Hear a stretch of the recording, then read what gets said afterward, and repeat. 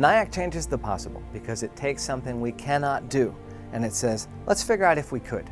The purpose of NIAC is early studies of visionary concepts. They have to be innovative yet credible. And so we are really looking for revolutionary ideas. Going to the moon the way we did with Apollo in the 60s was crazy. And yet the whole world has been proud of us ever since we did it. And that's the kind of thing that can be enabled if you're willing to take risks and think boldly. Good ideas can come from anywhere. Let's not try to guess who has them. Let's just say pretty much anyone who wants to can propose. Those proposers could be NASA researchers, or at universities, or businesses, or garage inventors. It's an open call for proposals every time. NIAC's job is to say, what could happen? Would it be great if it could be enabled? And then what technologies are needed to get there so that we can invest in the next few years? Being visionary means sometimes it's going to take a long time to get it to fly. Our job is to give it a chance.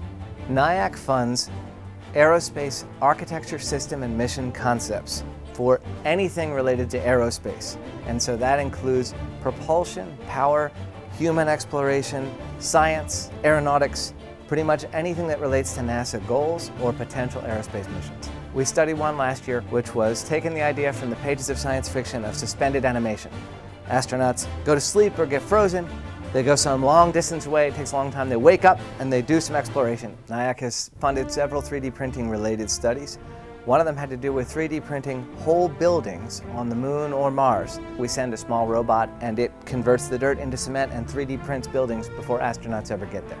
One concept is the V2 suit, which is to be worn inside the spacecraft. It helps you preserve your attitude and orientation in microgravity. Almost make you feel like you're on Earth and just sitting here working normally. So we've also studied microbial fuel cells and the question of whether we might one day be able to send these batteries basically with bacteria in them and then run small robots, all without any of the traditional power sources. NIAC has studied several things, from an entirely new structure in space people could live in and how that could grow and it could enable mankind in space, to innovative systems in life support and radiation shielding. Every year we get some cool proposals for new ways to send robots where we cannot today.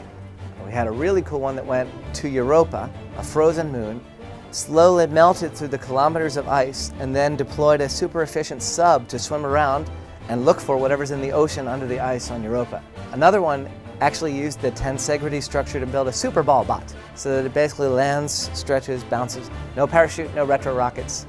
Just a cool way to get down and go explore. NIAC is the most inspiring program in anything related to aerospace, not just NASA. To take something that is impossible today and say, wait a minute, there's a way we might be able to achieve it, is something you almost never get to do. And when you talk about it, other people, students, co-workers, normal people on the street who don't normally think about space, get excited and they say, wow, that's neat. I hope somebody can make that work someday.